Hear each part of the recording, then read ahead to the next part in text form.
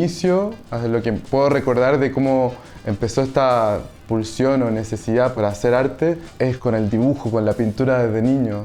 Cómo se aparecía este marco donde estaban todas las posibilidades y donde había libertad de poder plasmar lo que sea. Y eso siempre me acuerdo que me sedujo.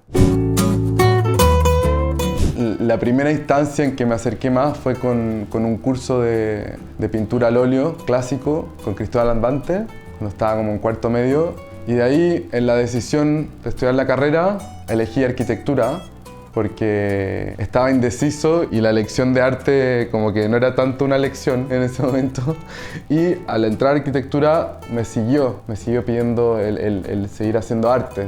Y es ahí cuando empecé a participar de cursos de historia del arte con Matías Movillo, con el Mono Silva, después pasé al taller de análisis de Matías Movillo y me fui formando en su escuela. Fue un proceso muy profundo porque te lleva a conectar, Matías, con un punto cero, y ese punto cero que aparece en la materia y te hace ver lo que puede ser útil o las características que tiene eso que está enfrente tuyo. Entonces te desarrolla mucho la observación, el análisis, y desde ahí empecé a dejar el óleo. Empecé a ver también cómo el óleo desde el siglo XX ya estaba como muy explotado y era difícil diferenciar y proponer. Y también como yo viviendo en un lugar muy rural, lejos de Santiago, y estaba trabajando con óleos que se hacían en Francia y me empezó a hacer ruido esos cruces y empecé a trabajar con el plumón y ver qué es lo que me daba el plumón sobre papel, qué aparecía en ese contacto. Y ahí empecé a ver como el plumón lleno,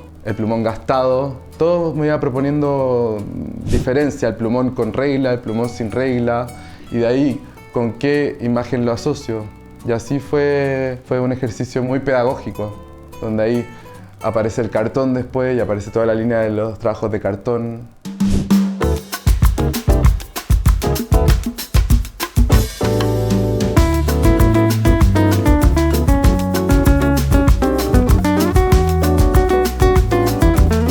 Partí con óleo, siempre asociándolo a paisaje y a una línea más expresionista, con una paleta como oscura.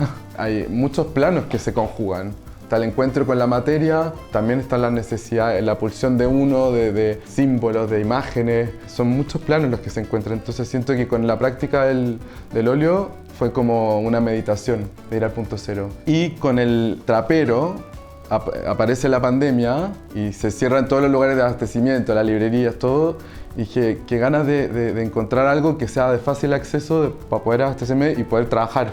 Y trabajar. Voy a la ferretería, compro cintas, reflectantes, traperos, tijeras, llego, empiezo a cortar y veo cómo el trapero en sí mismo tenía su trama, cómo el trapero en sí mismo podía proponer algo. Y con el lápiz Bic fui ahí viendo que aparecía un pixel, aparecía una zona y se me empezó a armar este abecedario de posibilidades con solo el lápiz sobre el trapero. Y después de ver ese abecedario también aparece dónde se usa el trapero o qué carga tiene el trapero. ¿Tiene una carga? Puedo negarlo y proponer imágenes que no tienen nada que ver, o lo incorporo y aparece el mundo de la cocina, de qué es lo que no queremos que esté en la cocina, como una araña o el derrame de líquidos de la cocina. Y ahí aparece esa tensión también, que se sale de lo material, sino que es como la imagen que aparece. Entonces, y que es en lo que he seguido trabajando estos últimos años.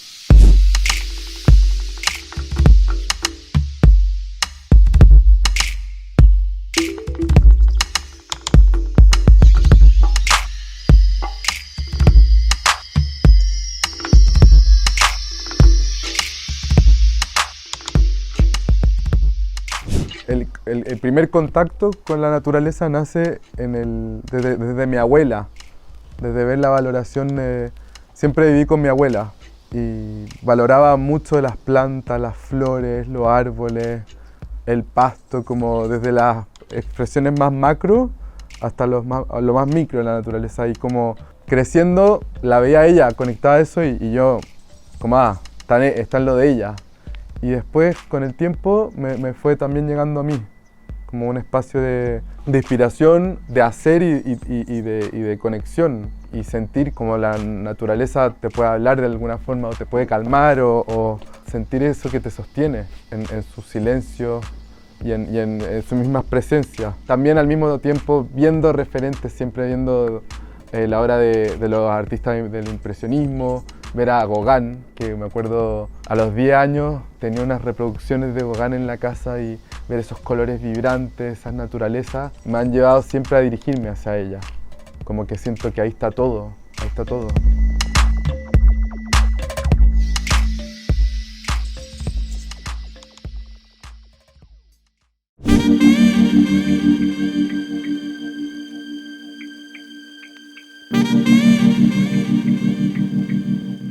Al proceso mismo, cuando aparece una geometría más compleja, la boceteo sobre el trapero. Y cuando es algo como este bosque, que es más pixel, pixel y curva, curva, lo voy a ir haciendo encima. Y antes de, me pasa que termino el trapero y ahora, ¿qué viene? Como, y en ese espacio me pasa mucho que veo imágenes y le doy también fuerza como al escuchar entrevistas, a ver qué me conmueve, o salgo al cerro. El cerro con sus flores y con sus sequedades y rocas es un espacio donde he podido muy como encontrar eso ya. Esto es lo que esto me motiva, y ahí vuelvo y me doy cuenta que no, y ahí voy viendo que plasmar.